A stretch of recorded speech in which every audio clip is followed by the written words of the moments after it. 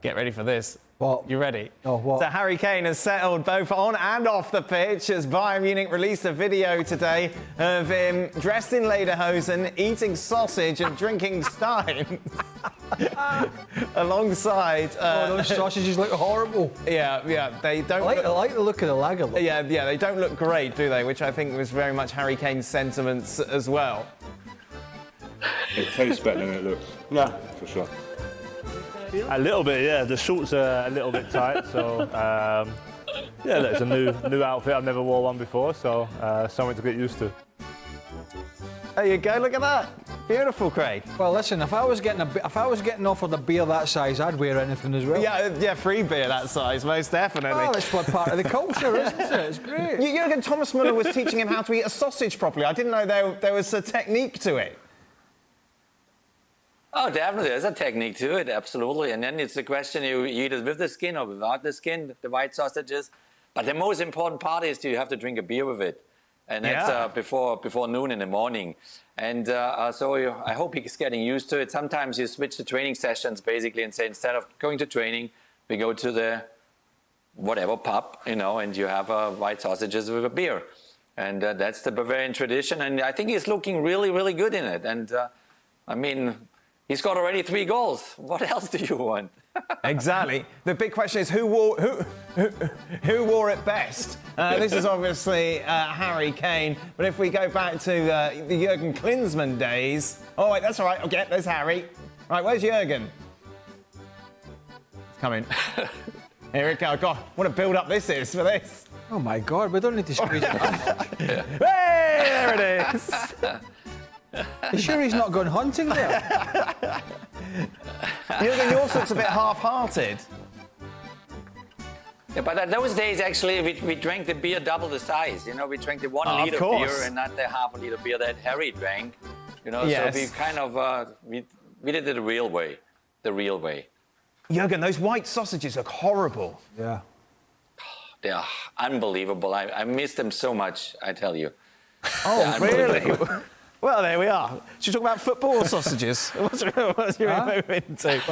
It's not easy for Harry Kane. And what he's done just in these 2 weeks is remarkable. It's he's focused, he's calm, he takes everything in a nice, positive way off the field, like you can see, with the sausages and the beer, as well as, taking care of business on the field. And that just speaks for him. It speaks for his extra class that he is. And obviously, Bayern Munich, I speak to a lot of people still in Munich. They are thrilled to have him. And I really hope that he's enjoying every single day in Munich. Do you think he could break Lewandowski's record this season, Jürgen? I mean, anything is possible. It's a crazy world we're living in anyway.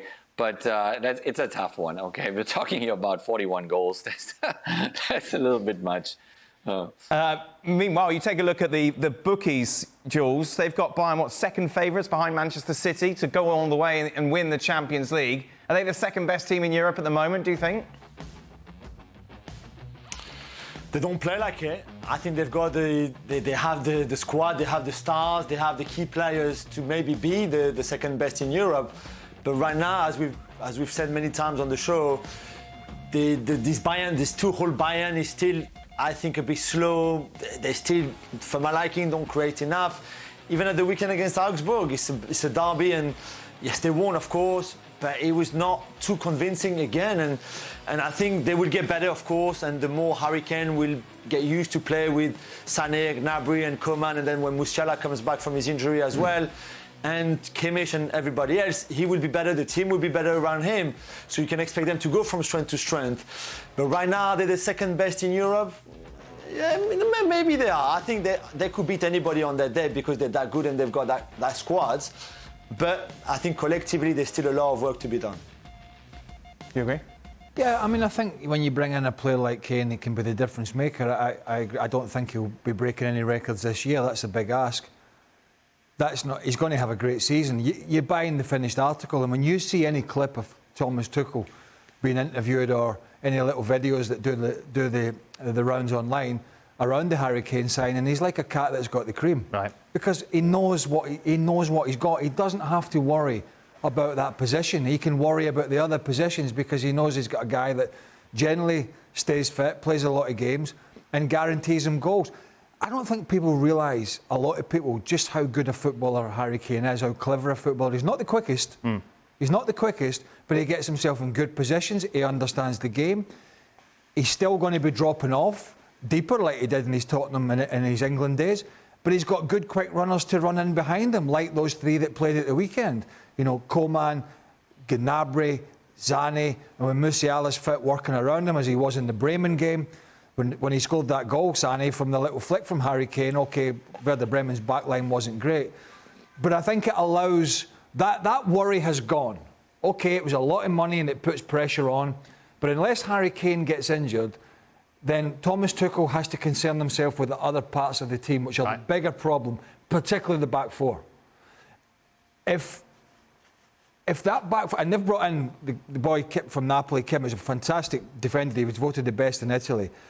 But the other issues at the full-back positions, and then was it going to be a Upamecano or was it going to be De Ligt beside Kim? That's a concern. I think that is a weak point. Upamecano is a good defender, but he had a bad end to the year last year, real bad. And so you're not going to win the Champions League if you're weak in the defensive area. City got done by that before. They showed that up. City were, for all the Haaland goals and the De Bruyne and Bernardo Silva performances, Man City as a back line last year were pretty much rock solid. And that was the foundation that their success was built on. And Bayern Munich have to do something similar. Jules, are they going to add to their squad before the window closes? Well, yeah, they're going to sign a right back, of course. I think Trevor Chalobah is the one that they picked. They wanted someone who could play right back and centre back after Benjamin Pavard went to Inter Milan.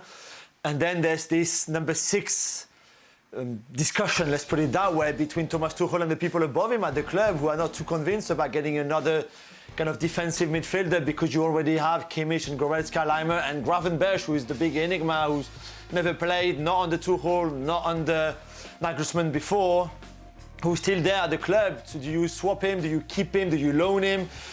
Do you try to sign somebody else like a Scott McTominay, who is a bit surprising name that has been floated around? But yeah, I certainly expect Chalobah to go through before Friday. And then I think in midfield, they just might run out of time. And again, I'm not sure Tuchel might win the argument. I mean, Scott McTominay, Jules, is... You cannot question this young man's desire and ability to give 100%, and he'll get you a few goals, and he's a Scotland international and he's a regular there. But West Ham were looking at him, Jules, and I absolutely get something like that, along with Harry Maguire. But there's a big difference between West Ham and Bayern Munich. I mean, he's not improving Bayern Munich, Scott McTominay, is he? No, I agree with you, and especially not for 35 or 40 million euros, which I think, I mean, it might be worth that on the English market for a club like West Ham, or who are looking for that profile. For Bayern, with the players that we've already named who are in that midfield, why would you go and spend 40 million on Scott McTominay? So I'm very sceptical about that one. But again, I think the discussion and the argument between Tuchel and the people at the club around another number 6 or another defensive midfielder is still valid to this point. But again, I don't think it will be McTominay or anybody else. I think Bayern will stay like that and only sign Chalobah. Jurgen, do you feel that they need reinforcements in that number 6 position? I don't think so. I don't think in a number 6 position. Definitely, as Jules says, as a right back, that is something that they have to look into it and solve it in the next couple of days. I think the biggest point for Bayern, they need a healthy Musiala.